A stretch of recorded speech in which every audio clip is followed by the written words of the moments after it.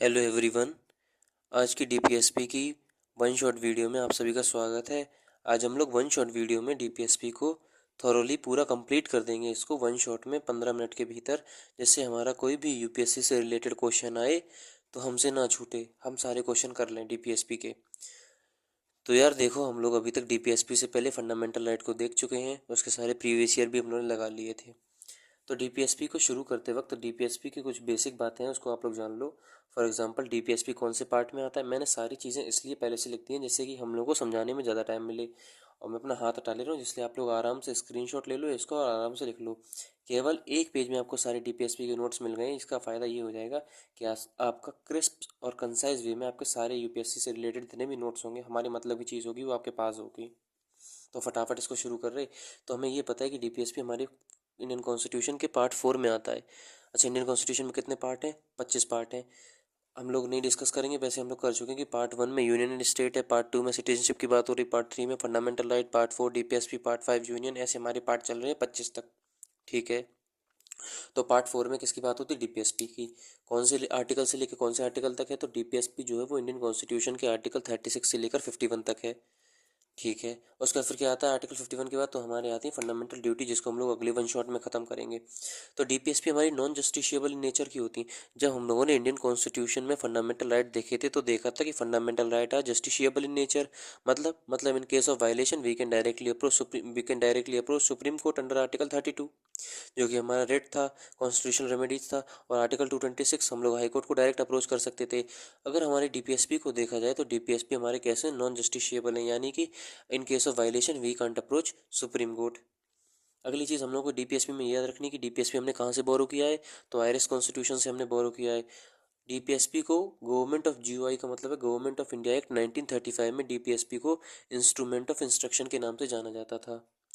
बाबा साहब अम्बेडकर ने डीपीएसपी को रिलेटेड क्या कहा है? तो बाबा साहब बी आर अम्बेडकर ने डीपीएसपी से रिलेटेड कहा है कि डीपीएसपी क्या है? ये नोबल फीचर है हमारे इंडियन कॉन्स्टिट्यूशन की। DPSP are noble feature of Indian constitution, पहली चीज़ उन्होंने बोली। दूसरी चीज़ उन्होंने ये बोली कि डीपीएसपी आर नॉन, जैसे मैंने क्रिस्प और कंसाइज वे में नोट्स बनाए वैसे ही आप बना लो, कि हम लोगों को पूरी डेफिनेशन नहीं लिखनी है। हम लोगों का फोकस है क्या? कि क्रिस्प और कंसाइज नोट बने, जैसे हम लोगों को यूपीएससी में क्वेश्चन आ जाए, बात खत्म। तो बाबा साहब ने दूसरी बात ये बोली थी कि नॉन जस्टिशिएबल है DPSP in court of law, यानी कि हम लोगों ने पहले देख लिया ना कि डीपीएसपी हमारे नॉन जस्टिशिएबल है। तो बाबा साहब यही बोलते हैं कि DPSP are non justiciable in court of law, but they are justiciable in court of people. यानी कि भले ही कोर्ट के सामने वो नॉन जस्टिशिएबल है, लेकिन लोगों के सामने जस्टिशिएबल, यानी कि ये है कि डीपीएसपी जो है, देखो मैं आपको बताऊं डीपीएसपी की जो डेफिनेशन लिखी, डीपीएसपी जो है वो एक प्रॉमिस है हमारे कॉन्स्टिट्यूशन मेकर्स की। अच्छा, जब हमारा इंडिया आज़ाद हुआ था तो रिसोर्सेज थे नहीं स्टेट के पास, तो कॉन्स्टिट्यूशन मेकर्स ने बोला था कि हम आपको प्रोमिस कर रहे हैं कुछ, जब स्टेट के पास वो रिसोर्सेज आ जाएंगे तब स्टेट उन सारे प्रोमिस को पूरा कर देगी। तो उन्होंने क्या बोला था? उन्होंने ये बोला था कॉन्स्टिट्यूशन के फ्रेमर्स ने कि whenever the state have fulfillment or whenever the state have adequate amount of the resources, then these promise must be fulfilled by the state। इसलिए उन्होंने क्या बोला था कि ये जो कुछ ऐसी प्रोमिस हैं जो कि स्टेट हमारी फुलफिल करेगी जब उसके पास रिसोर्स आ जाए। तो अब डीपीएसपी में अगर कुछ प्रोमिस की बात कही गई है तो यही बाबा साहब अम्बेडकर बोलते हैं कि ये प्रोमिस जो हैं ये नॉन जस्टिशिएबल कोर्ट में है, लेकिन लोगों के सामने तो भैया जस्टिशिएबल है। मतलब अगर कल को आप उनसे वोट मांगोगे तो लोग आपसे बोल सकते हैं कि आपने हमारे के लिए जो प्रोमिस थी वो पूरी करी कि नहीं करी। तो यही बाबा साहब बोलते थे क्या, कि non justiciable in court of law but they are justiciable in court of people. तो हम लोग फटाफट अगर देखें तो पार्ट 4 आर्टिकल 36 से 51 नॉन जस्टिशिएबल आयरिश कॉन्स्टिट्यूशन से लिया है, गवर्नमेंट ऑफ इंडिया 1935 में इसको इंस्ट्रूमेंट ऑफ इंस्ट्रक्शन बोला गया है। नोबल फीचर से हमारे इंडियन कॉन्स्टिट्यूशन किसने बोला था? बी आर अम्बेडकर साहब ने बोला था। और non justiciable in court of law but they are justiciable in court of people, ये भी उन्होंने बात कही थी।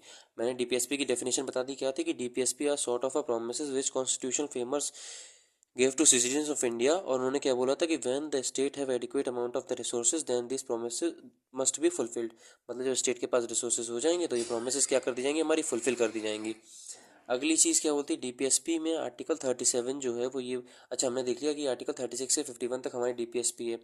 तो आर्टिकल 36 जो है वो स्टेट के बारे में बोलता है कि स्टेट क्या नहीं होता है, क्या होता है। आर्टिकल 12 में देख चुके हैं। आर्टिकल 36 के बाद आर्टिकल 37 क्या बोलता है, ये बोलता है कि डीपीएसपी क्या है, हमारी फंडामेंटल है for the governance of country. अभी बताने का मतलब क्या है, बताने का सिंपल यही मतलब है कि यूपीएससी का प्रीवियस ईयर रह चुका है, इसलिए मैंने बता दिया। अच्छा, प्रीवियस ईयर का क्वेश्चन इस तरह से था, उन्होंने 4 ऑप्शन दे दिए, बोल दिया कि which of the following is fundamental for governance of country. Option A preamble, option B fundamental rights, option C DPSP, option D उन्होंने फंडामेंटल शायद ड्यूटी दिया था, कंफर्म नहीं हूँ। लेकिन अब इसमें से सही आंसर क्या होगा, कई सारे बच्चों ने भैया फंडामेंटल राइट लगा दिया कि वही है गवर्नेंस के लिए कंट्री की, जबकि इसका सही आंसर क्या होगा, आर्टिकल 37 चिल्ला चिल्ला के बोल रहा है कि डीपीएसपी जो है वही है हमारी गवर्नेंस के लिए फंडामेंटल। ठीक है जी। अब ये जो बात है ये इंपॉर्टेंट बात है। आर्टिकल 39 क्लॉज बी और आर्टिकल 39 क्लॉज सी जो हैं वो सुपीरियर हैं फंडामेंटल राइट आर्टिकल 14 और 19 से। यानी कि डीपीएसपी के दो ऐसे आर्टिकल्स हैं जो कि फंडामेंटल राइट से भी सुपीरियर है। वैसे आइडियली हम लोग के दिमाग में क्या बात थी, ये बात थी कि फंडामेंटल राइट से कोई चीज़ सुपीरियर नहीं होगी। क्यों? क्योंकि अगर कोई चीज़ फंडामेंटल राइट को वायलेट कर रही है तो हम लोग रेट लगा के उस चीज़ को वापस इंश्योर करा लेंगे। लेकिन ये दो ऐसे राइट हैं, ये दो ऐसे हमारे डीपीएसपी के आर्टिकल हैं जो कि क्या है भैया, हमारे फंडामेंटल राइट से भी सुपीरियर हैं। अभी आर्टिकल कहते क्या है, आर्टिकल 39 क्लॉज बी ये बोलता है कि कंसंट्रेशन ऑफ वेल्थ नहीं होनी देनी है, और आर्टिकल 39 क्लॉज सी ये बोलता है कि इक्वल डिस्ट्रीब्यूशन रिसोर्सेज का करना है। ये दोनों आर्टिकल इतने मोस्ट इंपॉर्टेंट हैं कि इनको आर्टिकल 14 और 19 का क्या बोला गया है, सुपीरियर बोला गया है उनसे। अच्छा, ये बात लिखी कहाँ है कि ये दोनों इस आर्टिकल से सुपीरियर हैं, तो ये बात आर्टिकल 31 क्लॉज सी में लिखी है। जब मैं आपको इंडियन कॉन्स्टिट्यूशन का आर्टिकल 14 पढ़ा रहा था, राइट टू इक्वालिटी, तब मैंने आपको उसके एक्सेप्शन लिखवाए थे। उसमें से जो आखिरी एक्सेप्शन था वो हमारा यही था कि when article 31 C came in, article 14 goes out. जिसको याद होगा वो तुरंत रिलेट कर लेगा। अच्छा, ये भी बात कहाँ लिखी है कि आर्टिकल 31 क्लॉज सी में ये लिखा होगा कि ये आर्टिकल 39 बी और आर्टिकल 39 सी जो है वो सुपीरियर है 14 और 19 आर्टिकल से। तो ये बात हमारे कॉन्स्टिट्यूशन में 25th कॉन्स्टिट्यूशन अमेंडमेंट एक्ट के द्वारा ऐड करी गई थी कि आर्टिकल 31 क्लॉज सी जो है वो 39 बी और 39 सी जो आर्टिकल है वो 14 आर्टिकल और 19 आर्टिकल से सुपीरियर है। आर्टिकल 31 जो था वो हमारा राइट टू प्रॉपर्टी था, जिसमें 3 मेन आर्टिकल आते हैं, article 31 clause A, 31 clause B, 31 clause C. अगर वीडियो फास्ट हो रहा हो तो मेरी मजबूरी ये है कि हम लोग को वन शॉट में इसको ख़त्म करना है, वीडियो ज़्यादा लेंथी नहीं बनानी, जिससे आपकी थोड़ी देर में पूरा कंसेप्ट क्लियर हो जाए।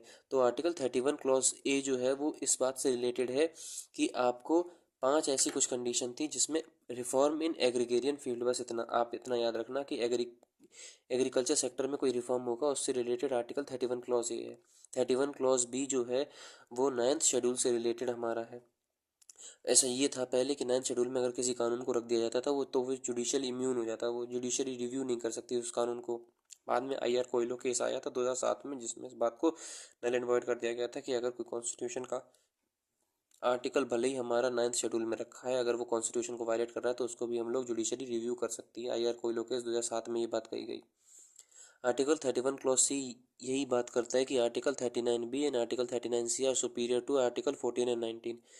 मतलब अब इसकी ऑफिशियल लैंग्वेज क्या है, ऑफिशियल लैंग्वेज इसकी ये है कि if state made any law under article 39b and 39c, and in that case if there is a violation of article 14 and 19, then in that case these laws can't be considered null and void। मतलब पहले क्या होता था, पहले ये होता था कि अगर कोई कानून हमारा फंडामेंटल राइट को वायलेट कर रहा है तो उस कानून की उन सारी बातों को हटा दिया जाएगा जो फंडामेंटल राइट को वायलेट कर रही हैं। हम लोग ये आराम से बात देख चुके थे आर्टिकल 13 जुडिशियल रिव्यू में।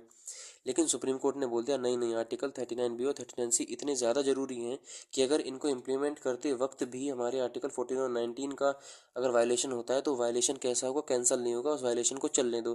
क्यों? क्योंकि हमें पहले ही बात पता है कि हम लोगों को इंडिया में सोशल और इकोनॉमिक जस्टिस को भी क्या करना है, इंश्योर करना है। अब जस्टिस क्या होता है, कितने तरह का होता है, ये प्रीएम्बल में बता चुका हूँ। तो ये आर्टिकल 39 बी और 39 सी सोशल और इकोनॉमिक जस्टिस की बात करता है।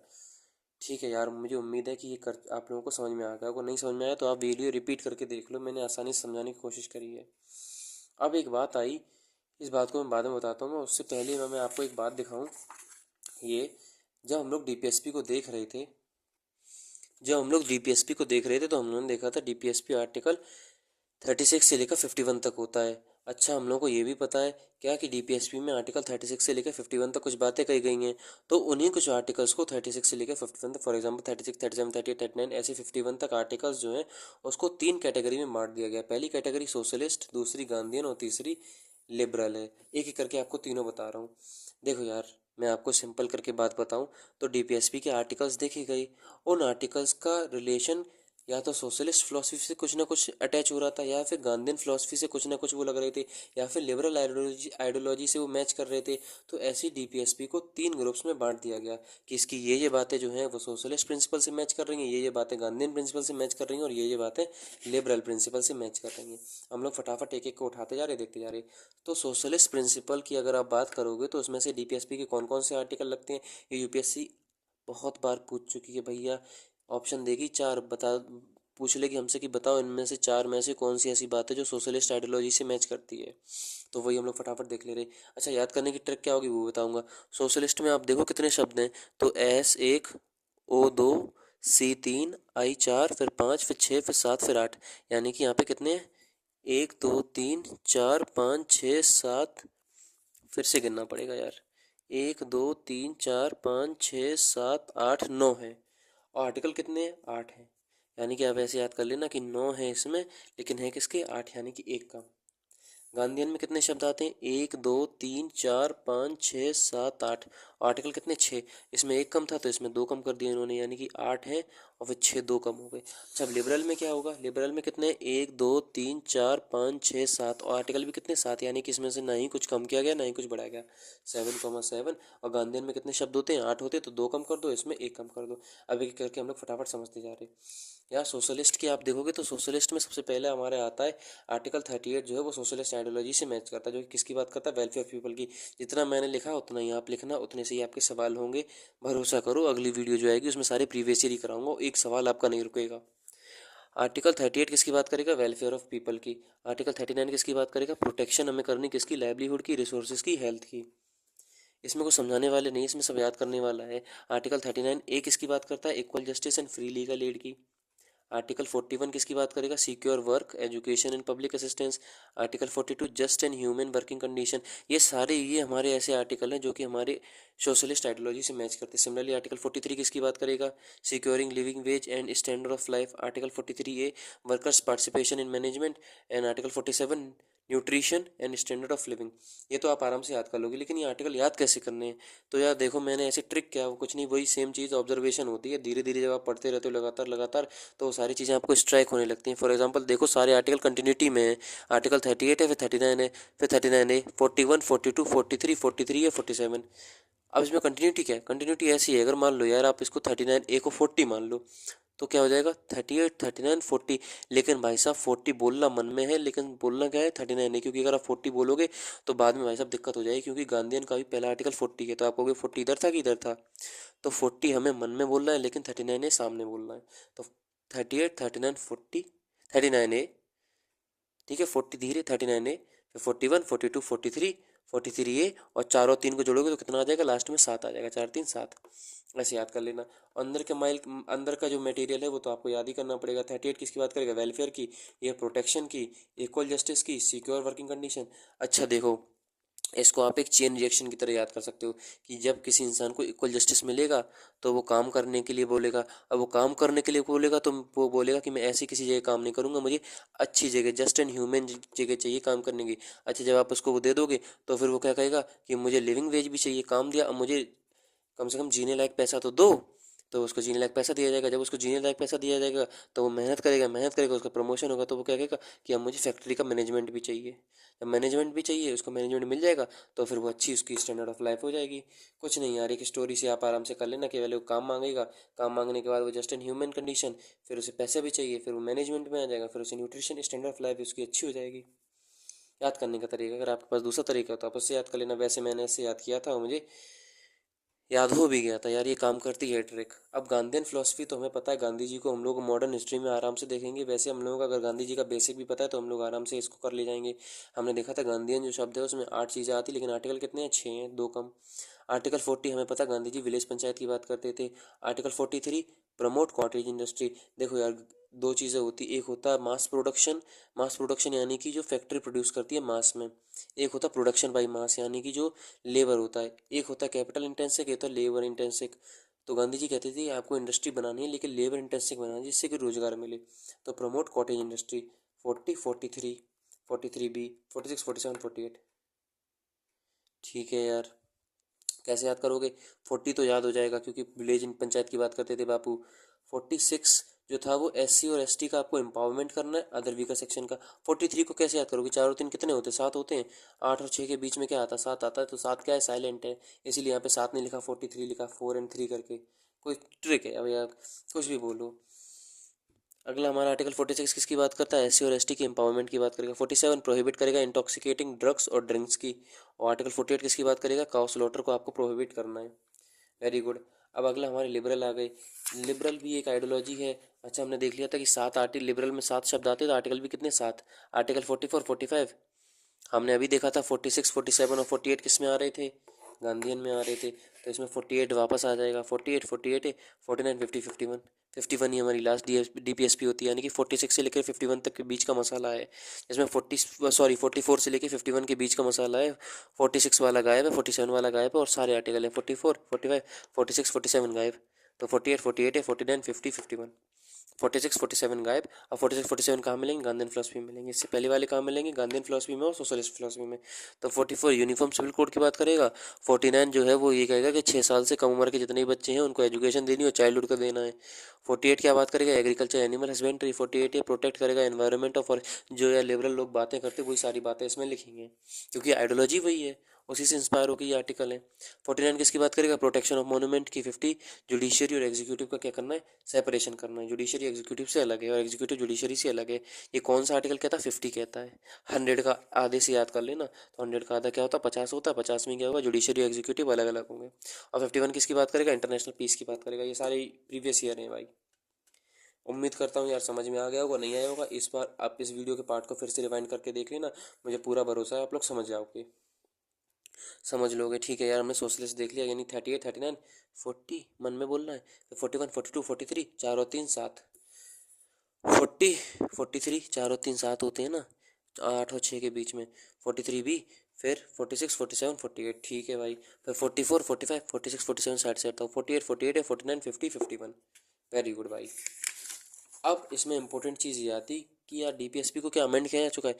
तो हम लोगों को एक बात पता है कि इंडिया कॉन्स्टिट्यूशन में कोई भी चीज़ होगी, अगर वो कॉन्स्टिट्यूशन का पार्ट है तो कॉन्स्टिट्यूशन को अमेंड कर सकते हैं, तो उस चीज़ को भी हम लोग क्या कर सकते हैं? अमेंड कर सकते हैं। हम लोग को आराम से बात पता है। तो क्या DPSP को अमेंड किया गया? तो DPSP को मेरे भाई 4 बार अमेंड किया जा चुका है। कब कब? 44 कॉन्स्टिट्यूशन, 42, 44, 86। क्या है? तीन तीन है E1, 42, 44, 86, और एक है ऑड 97 कॉन्स्टिट्यूशन अमेंडमेंट एक्ट। तो कितनी बार किया गया? 42, 44, 86, 97। 42 कॉन्स्टिट्यूशन अमेंडमेंट एक्ट से आर्टिकल 39 क्लॉज F, 39 क्लॉज ए। अब ये 39 क्लॉज ए क्या है? 43 क्लॉज ए क्या है? 48 क्लॉज ए क्या है? पिछली में जो वैसे पेज पलटा था उसमें मैंने सारी लिखी चीज़। फॉर एग्जाम्पल 43 क्लॉज बी है, 43 क्लॉज ए ये है, 39 क्लॉज ए है, और फिर 48 ए क्लॉज ये है। ये सारी चीज़ें किस में है? अच्छा, अब इसको याद कैसे करना है यार? देखो मेरे भाई, जितने भी ए वाले आए ना, 39 क्लॉज ए हो, चाहे 43 क्लॉज ए हो, चाहे 48 क्लॉज ए हो, वो 42 कॉन्स्टिट्यूशन अमेंडमेंट में ही आएंगी। अगर आपको कहीं मिल जाए कि फॉर एग्जांपल क्वेश्चन आए कि 39 clause A has been added by which constitution amendment act, तो ए आया 42। क्योंकि देखो इसमें ना ए है ना इसमें ए है। अभी इसका लोचा बताऊंगा आपको, ये आपको याद होगा वैसे भी। ना इसमें ए है, यानी कि अगर कहीं पर आपको भूला बिसरा ए मिल जाता है तो वो क्या होगा भैया? 42 कॉन्स्टिट्यूशन अमेंडमेंट एक्ट ही होगा। 39, 39, 43, 48, क्योंकि हमें पता है ए किसी में 43 और 48 ऑफ 39 में ही है, इसके अलावा कहीं ए है नहीं। 42 कॉन्स्टिट्यूशन अमेंडमेंट से कौन सी बात जोड़ी गई? तो आर्टिकल 38 क्लोज 2, यानी कि जो मिनिमाइज इनइक्वालिटी की बात करता था उसको जोड़ा गया। 86 कॉन्स्टिट्यूशन अमेंडमेंट से कौन सी बात जोड़ी गई? यार हम लोग जब इंडियन कॉन्स्टिट्यूशन का आर्टिकल 21 क्लॉज ए देख रहे थे, उसमें क्या लिखी थी कि 6 से 14 साल तक के जितने भी बच्चे हैं उनको फ्री और कंपलसरी एजुकेशन देनी है, जो कि 86 कॉन्स्टिट्यूशन अमेंडमेंट एक्ट 2002 से जोड़ा गया था। कोई दिक्कत परेशानी? सब लोग साथ में हो? Very good. 86 constitution amendment act 2002 से जोड़ा गया था। क्या? 21 आर्टिकल 21 क्लॉज है, जिसमें ये बात बोल दी गई थी कि 6 से 14 साल तक के बच्चों को फ्री और कंपलसरी एजुकेशन होगी।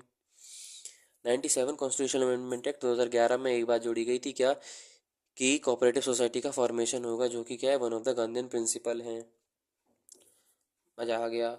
अब ये हमने अमेंडमेंट भी देख लिया कि 42, 44, 86, 97 ए वाले आए तो इधर चेप दो, बचे हुए इधर लगा दो। ठीक है भाई। अब फंडामेंटल राइट और डीपीएसपी से रिलेटेड कई बार विवाद हुआ कि फंडामेंटल राइट बड़े हैं कि डीपीएसपी बड़ी हैं, तो मैंने इतने में समरी लिख दी है। भाई साहब याद करोगे, मेरा केवल एक ही मोटिव है क्या कि एक पेज में एक चैप्टर खत्म हो जाए हमारा, ज़्यादा से ज़्यादा 2-4 पेज ले जाए। अब फॉर एग्जाम्पल फंडामेंटल राइट हो गया, पार्लियामेंट हो गया, ये ऐसे दो जो टॉपिक हैं जो कि थोड़ा ही डिमांड करते हैं, और अगर इनके साथ डिमांड इनकी फुलफिल नहीं करोगे तो आप टॉपिक के साथ जस्टिस नहीं कर रहे हो। वरना क्या, एक पेज में बता दो रहे हो फंडामेंटल राइट और डीपीएसपी, लेकिन बस ओ सॉरी पार्लियामेंट, उससे आपको संतुष्टि मिल जाएगी, लेकिन यूपीएससी के सवाल नहीं होंगे। और जितने भी हमारे टॉपिक हैं वो एक पेज वाले ही हैं, उनके मैं सारे के आपको एक पेज में नोट्स बना के दिखा दूंगा, और आपको भी उतने ही नोट्स बनाने, ना उससे कम ना उससे ज़्यादा, उतने में अपना सवाल बन जाता। बस हमें यही चाहिए, हमको लॉ की डिटेल नॉलेज नहीं चाहिए। क्यों? क्योंकि हम लोग एलएलबी की तैयारी नहीं कर रहे मेरे भाई, हम लोग यूपीएससी की तैयारी कर रहे हैं, और उसमें जितना चाहिए उतने सवाल हो रहे, तो बस वहीं रुक जाओ। क्योंकि यूपीएससी को लिमिटेशन तो है नहीं कि हमें कितना पढ़ना है कितना नहीं पढ़ रहा। यूपीएससी की केवल दो गाइड हैं, एक उसका सिलेबस, एक उसका प्रीवियस ईयर। दोनों चीज़ों को ध्यान में रखो, तैयारी करते रहो, सवाल बन रहे, बस खत्म, हमें इतना ही तैयारी करनी है। तो फंडामेंटल राइट और डीपीएसपी की अगर आप डिबेट देखोगे तो पहला केस आया था Champakam Dorairajan versus union of India case 1951 में।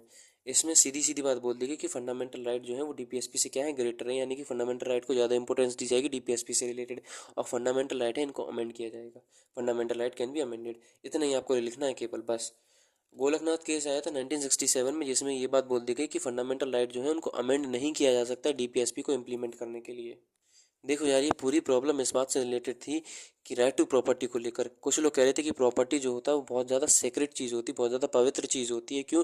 क्योंकि इंसान बहुत ज़्यादा मेहनत करता है, बहुत ज़्यादा डिटर्मिनेशन डेडिकेशन दिखाता है, तब वो प्रॉपर्टी को इकट्ठा कर पाता है। तो आप कैसे प्रॉपर्टी को डिस्ट्रीब्यूट कर सकते हो? तो पूरी पूरी जितनी डिबेट थी वो इसी बात को लेकर डिबेट थी कि प्रॉपर्टी जो है, फॉर एग्जांपल फंडामेंटल राइट हमारा इसमें आता था राइट टू प्रॉपर्टी, और डीपीएसपी हमारे किसकी बात कर रही थी, आर्टिकल 39 बी और 39 सी की, कि कंसंट्रेशन ऑफ वेल्थ नहीं करना है, इक्वल डिस्ट्रीब्यूशन ऑफ रिसोर्सेज करना है। तो पार्लियामेंट और जुडिशरी के बीच में इसी बात को लेकर डिबेट रहती थी कि जुडिशरी कहती थी कि भैया यार आपके देखो देश में अमीरी और गरीबी का कितना रेशियो है।